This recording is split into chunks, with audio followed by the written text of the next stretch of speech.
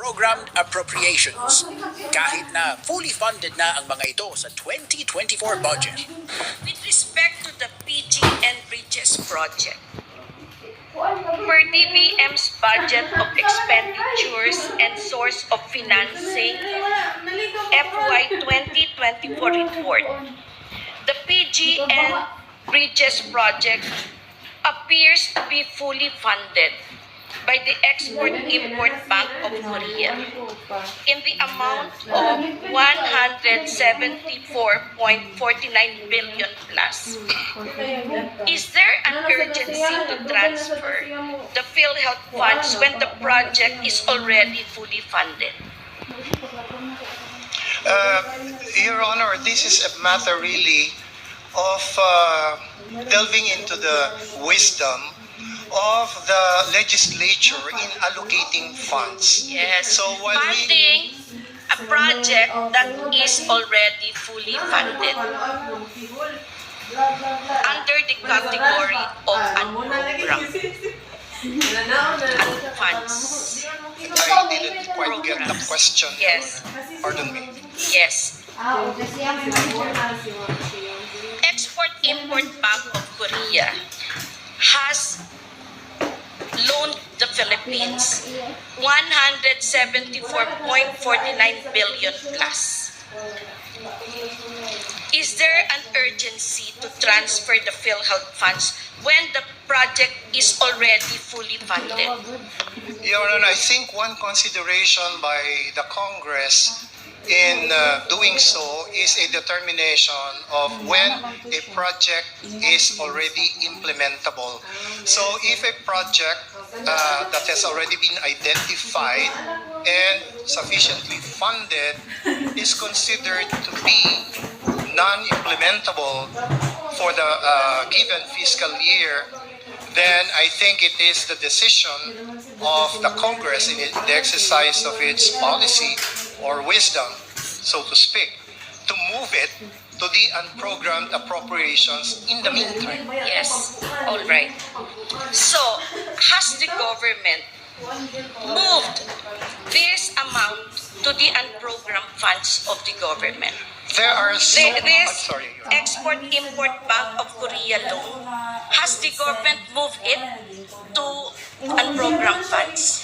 We will have to check on Yes, that. please check on that. Yes, whether that has been actually transferred only or removed altogether. Yes. Because there were certain removals made by the Congress in the proposed infrastructure or other projects. How can the government have removed this when it is a loan specifically for that purpose?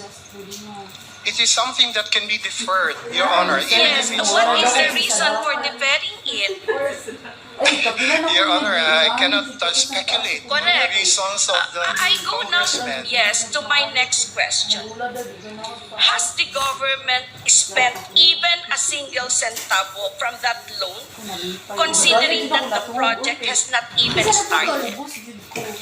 Well, there is nothing to spend for if the project has not even started, Your So Honor. where is the money?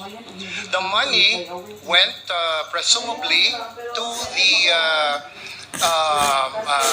the National Treasury for the purpose of using it for projects and programs under the unprogrammed So we have appropriations. unused funds for the project, and yet we still got money from PhilHealth to supplement this fund that has been unused for years.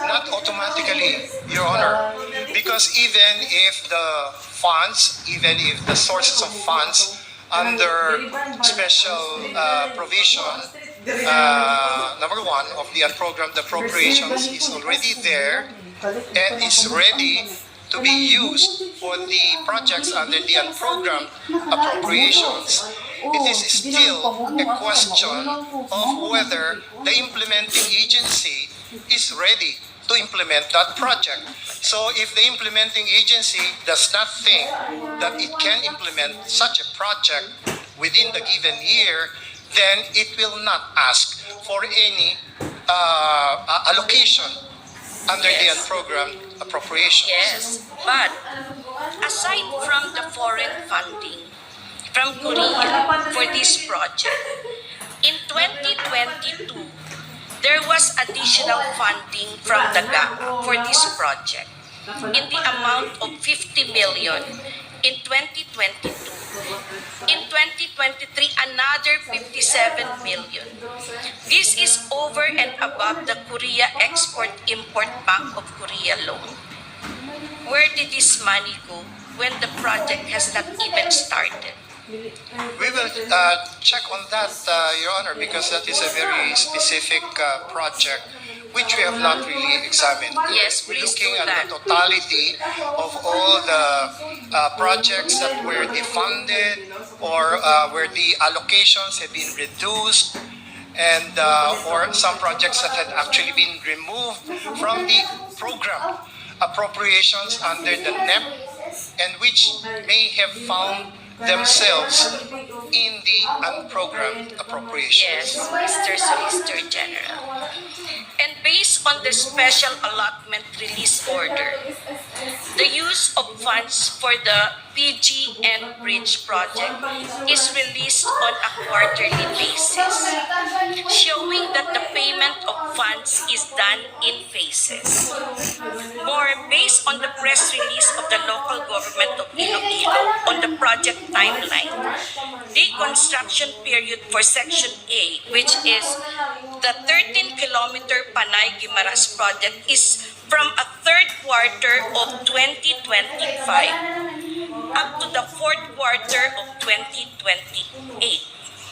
Given these premises, what is the urgency of remitting the subject funds if the construction of the PG and Bridges project has already been funded and has yet to start in 2025? Your Honor, the urgency is on the use of these available funds for all the projects listed under the unprogrammed appropriations.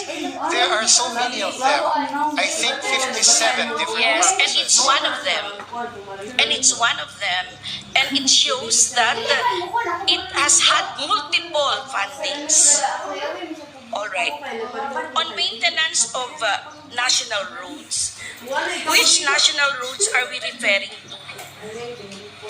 Your Honor, we can refer to the SARO released by the Department of Budget and Management to determine which particular projects had already availed themselves of funding from the provisions of special. So there are no provision. specific national roads that are covered by the unprogrammed funds.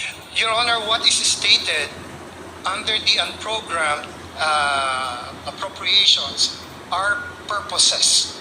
Purposes, not specific particular project. Correct. Now, it depends on the implementing agency to determine which specific road project